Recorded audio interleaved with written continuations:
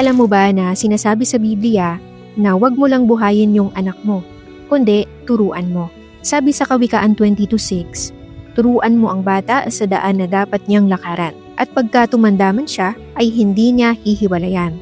Ang maagang pagtuturo ng tamang landas sa mga anak ay nagtatanim ng buto ng kabutihan na mananatili sa kanila hanggang sa pagtanda nila. Pwede natin silang turuan na maghanap buhay, pero wag natin silang turuan na habulin at gawing sentro ang pera. Turuan natin silang mamuhay ng tama sa mata ng Diyos at ng may makabuluhang buhay, may mabuting pagkatao at marunong lumapit at gawin ang kalooban ng Diyos. Nang sa huli ay hindi sila maligaw sa mga uso at temptasyon ng mundo, kundi sa huli maging mga tao silang kinalulugdan ng Diyos at makapasok sa kaharian ng langit. Comment amen at ipapanalangin kita.